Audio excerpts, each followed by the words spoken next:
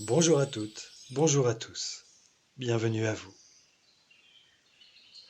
Nombre d'entre vous qui m'écoutez avez certainement un rapport au monde un peu particulier, dans ce sens que vous ressentez peut-être, de façon de plus en plus pressante, voire vitale, le besoin de vous retrouver seul.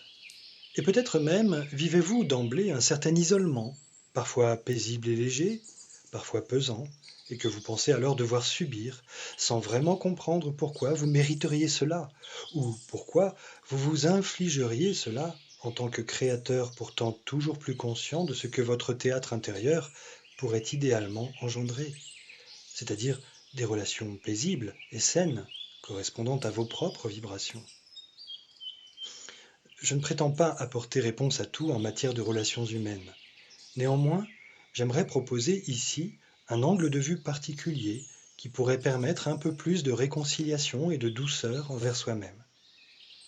La compréhension des mécanismes créateurs peut en effet permettre cela et même permettre de donner le choix de la réappropriation des situations et des éléments en présence à son propre avantage, dès lors que leur sens véritable, le plus souvent bénéfique finalement, nous saute très clairement aux yeux. Il s'agit d'abord de comprendre, et mieux, de ressentir, que les circulations et les échanges d'énergie, c'est ce qui caractérise essentiellement l'ensemble de la divine création. Car tout, absolument tout, est subtilement interrelié et interagissant. Quoi qu'on y fasse, on en reviendra toujours à l'inévitable complémentarité du visible et de l'invisible. C'est un tout dont nous sommes inévitablement constitués, que l'on soit conscient de cela ou pas. Ces interactions énergétiques, auxquelles nous prenons continuellement part, c'est par conséquent ce qui sous-tend toute manifestation et donc toute interaction au sein du monde de la matière. Et ce qui nous intéresse ici, c'est la nature de la charge énergétique qui peut être transmise d'un individu à un autre, sachant que la circulation des énergies est principalement constituée d'échanges d'informations, informations d'abord subtiles avant même de devenir tangibles. De là, on peut mieux comprendre que tant que notre propre énergie n'est pas en capacité de se maintenir en toutes circonstances, tant que notre théâtre intérieur ne parvient pas par lui-même à se maintenir dans une stabilité suffisante, dans une information propre suffisamment puissante, il devient préférable de ne pas le confronter à l'instabilité pesante et finalement déstructurante, voire destructrice du monde, ou ne serait-ce qu'à l'instabilité de son prochain, dont le théâtre intérieur n'est pas suffisamment stabilisé. Ce serait en effet prendre le risque d'en être passablement et inutilement affecté, ou d'affecter soi-même son prochain, car cela peut bien évidemment fonctionner dans les deux sens. Je ne sous-entends pas qu'il soit décidément préférable de s'interdire toute relation humaine. Nous avons besoin de partage, et également d'accueillir le fait que nous puissions être bénéfiquement transformés par le partage. L'évolution dans laquelle nous nous inscrivons est précisément faite de ces échanges vitaux. Le risque n'est donc pas de se voir transformé, bien au contraire.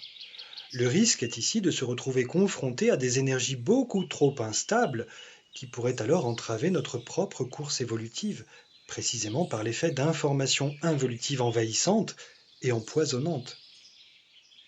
Et alors, à partir de ce discernement-là, ne pourrait-on pas appréhender la folle profusion des informations du monde, propre à cette époque de la communication débridée, non comme une agression violente et anéantissante, mais plutôt comme un moyen secret de nous pousser, par effet de saturation, à rechercher finalement, même inconsciemment, une situation d'isolement, pour que nous puissions alors retrouver, dans un calme espace octroyé, le chemin vital de nos vibrations personnelles, pour pouvoir alors découvrir quelle est notre signature énergétique propre, quels sont ses besoins essentiels, et quelle est la véritable expression de son essence divine propre, souvent aux antipodes de ce qui était attendu de nous, de manière conditionnelle et conditionnée.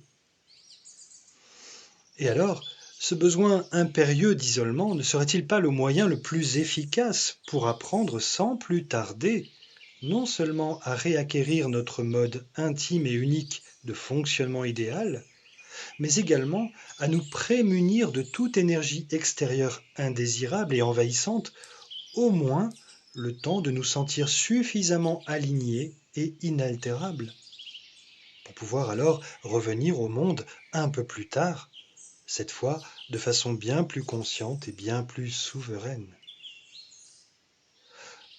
Vous comprenez où je veux en venir sur l'autre manière de considérer les temps de l'individualisme et de l'apparente solitude qui pouvaient en découler?